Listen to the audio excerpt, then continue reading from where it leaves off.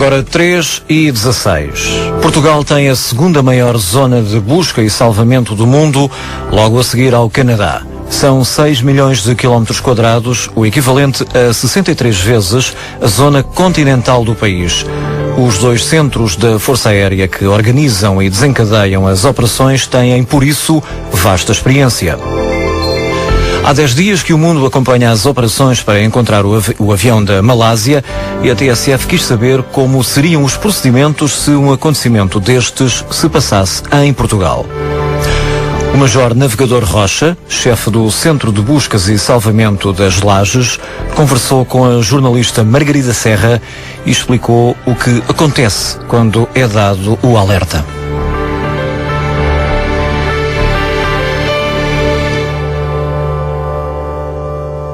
Há uma série de fases de emergência que nós temos perfeitamente estabelecidas. Estamos a falar de uma aeronave, serão avisados, digamos, os centros coordenadores de busca e salvamento, neste caso da Força Aérea. Temos 2, o de Lisboa e o das Lajes. Ou seja, eles estão perfeitamente delimitados. Vamos verificar em qual deles é que aconteceu a situação e a partir daí vamos começar a trabalhar.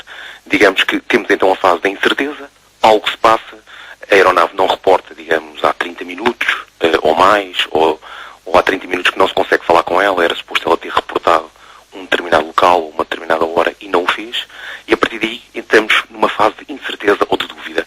Se de facto não houver nada que nos consiga saber qual é o paradeiro da mesma, vamos passar então à fase de alerta ou apreensão.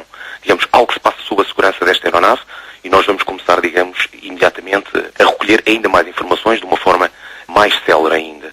Se de facto esta situação também não foi resolvida, ou seja, a aeronave continua a não reportar, outro caso, por exemplo, que nos leva logo para esta fase será a aeronave foi autorizada a aterrar, mas dentro de 5 minutos não o fez nem reportou, ou então, se nada nesta fase aconteceu, passamos imediatamente à fase de emergência, ou perigo iminente, ou seja, sabemos de certeza que houve um acidente, ou que o combustível que existia dentro da aeronave já foi esgotado, e imediatamente entramos nesta. Digamos que podemos crescendo, passando nestas 3 fases, de incerteza, alerta ou de perigo, ou imediatamente podemos saltar para uma delas, depende das informações que temos.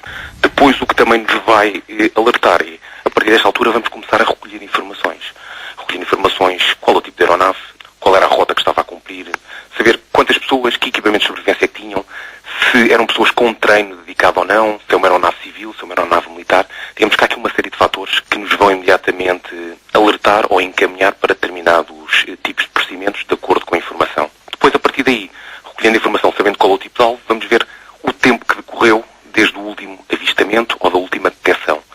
Verificar quais são as condições atmosféricas, condições meteorológicas, condições de estado do mar, se for um caso sobre o mar, e a partir daí vamos determinar uma posição mais provável ou uma área mais provável. E vamos pensar que, sendo nós a tripulação daquela aeronave, o que é que faríamos? Isto parece um processo complexo, mas acaba por ser um processo, ou tem que ser um processo mais ou menos rápido. Sim. Obviamente que quando estamos a falar de salvaguarda da vida humana, temos sempre uma relação urgência, não é? Uma relação de tempo. Tudo isto tem que ser o mais rápido possível. Obviamente que é para isso que treinamos, é para isso que todos os dias fazemos treino dedicado, para que quando estas situações acontecem, estarmos imediatamente prontos a reagir e sermos o mais rápidos possíveis na resolução. Ou seja, tempo nestes casos, à medida que o tempo vai passando, vão diminuindo as capacidades de sobrevivência, não é? Por isso, à partida, temos que ser muito rápidos. Obviamente que também exigem muita precisão, por isso tem que haver aqui um equilíbrio entre a rapidez e a precisão. Os meios são enviados para o local depois de definida esta área mais provável? À partida temos uma aproximação. Obviamente isto depende da situação e há aqui milhentas situações que podem acontecer. À partida a ideia será mandar os meios imediatamente para o local, estabelecemos um plano de ação inicial com os dados que temos. É preciso ver que nunca temos os dados todos, não é? Há sempre aqui um fator de ponderação, porque nunca se tem informação toda relativamente a um acidente destes. Pode acontecer um outro caso, tenhamos muita informação, mas há sempre algo que nos escapa. Mas a ideia será essa, será despoltarmos imediatamente as aeronaves que temos em alerta e temos, de facto, um dispositivo em termos de busca e salvamento aéreo em todo o país e nas ilhas, tanto no arquipélago da Madeira como no arquipélago dos Açores. A ideia será mandar os meios para o local o mais rápido possível e, obviamente, tentamos que já levem a informação toda. Já no ar, os aviões ou os helicópteros que participam na busca, como é que os pilotos observam o mar? Como é que distinguem? Usam radares, os olhos? Como é que isso é feito? Tudo vai depender da aeronave em questão e, digamos, do alvo que nós estamos à procura. Obviamente, se for, por exemplo, um homem no mar, alguém que caiu do navio, alguém que... aí será muito complicado os sensores ajudarem. Mas, de facto, a Força Aérea Portuguesa tem neste momento uma série de aeronaves distintas, todas elas com diferentes capacidades, quer de autonomia, ou seja, autonomia, tempo que lhes permite voar e estar na zona de operações, quer em termos de sensores que nos permitem, digamos, ter uma ideia muito, muito aproximada do que está a acontecer.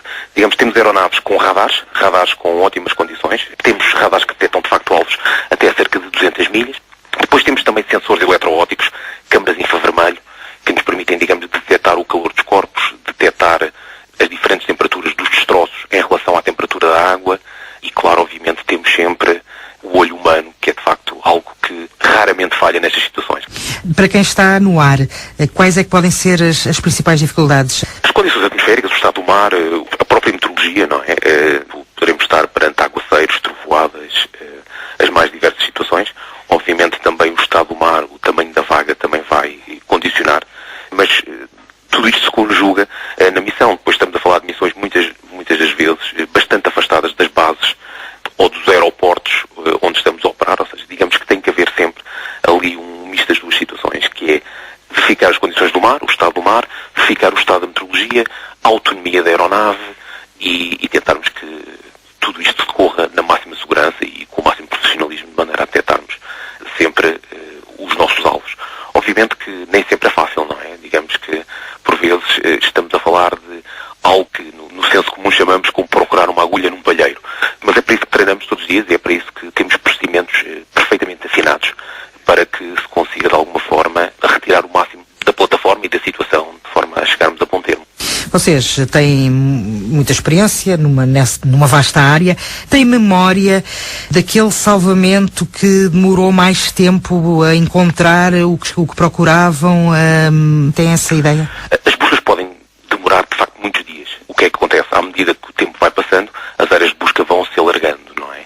Normalmente ficamos mais em memória com aquelas que nos correm bem, não é? Aquelas que, de facto, decorreram alguns dias e ao fim de alguns dias descobrimos os náufragos. Relativamente a aeronaves, normalmente são bastante mais céleres e os resultados aparecem mais cedo. Mas lembro-me também aqui há uns anos uma busca que durou cerca de 15 dias, onde andámos à procura de uma aeronave monomotor, onde tentámos, digamos, bater todo este Atlântico, ou quase todo este Atlântico, que nunca poderá ser todo, à procura do piloto e de facto não nos foi possível encontrá-lo. Mas conseguiram detectar o avião? Neste caso não. Neste caso não detectámos. Era um indivíduo com muita experiência, que já tinha tido algumas amaragens, tinha tido sempre sucesso em escapar a ela, mas desta vez não conseguimos de facto detectá-lo. E nesses casos, ou nesse caso mais complicados, em que as buscas se arrastam durante mais tempo, vocês, por exemplo, recorrem aos satélites, a imagens por satélite, para tentar encontrar? Até agora não temos recorrido. Digamos que o que acontece é que será, em alguns casos, muito complicado utilizarmos a tecnologia satélite para detectar uma área tão grande à procura de destroços, até porque alguns destroços podem ser muito pequenos, não é? Uma coisa será um destroço grande, digamos, uma parte da estrutura da aeronave bastante grande, a cauda, ou também vai depender da aeronave em causa, obviamente, a asa, o que quer que seja, mas normalmente, se ocorrer um embate, por exemplo, a grande velocidade na água, estaremos a falar de destroços muito pequenos. Normalmente, que eu tenho memória, nunca recorremos à imagem satélite. Aí, no centro, tem acompanhado este caso da Malásia, estão 25 países envolvidos nas buscas, tem acompanhado até para experiência vossa, tem seguido? Sou-lhe muito sincero, obviamente toda a gente tem alguma curiosidade sobre o voo Mike-Hotel 370, não é? Digamos que é algo que vem alimentar as notícias. Temos seguido através dos meios de comunicação social, através das redes sociais, mas obviamente não temos pormenores sobre o acidente ao qual possamos vincular uma resposta, não é? Sabemos que temos um grande número de aeronaves, um grande número de embarcações, e é de facto uma missão, até pelo número de vidas envolvidas, que está a exigir um grande esforço. E obviamente o que teve que acontecer naquele caso foi que teve que se pedir apoio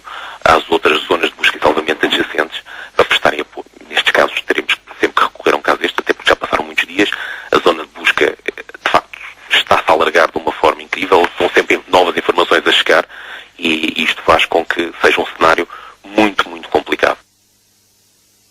O Major Navegador Rocha confessa que é sempre possível aprender com as missões dos outros e por isso acompanha com atenção o que se passa nas operações em torno do avião da Malásia. Em Portugal, o ano passado, a Força Aérea realizou 78 operações de busca e salvamento, em que foram salvas 17 vidas. Já em 2014, no Centro de Buscas das Lajes, foram salvas 12 pessoas.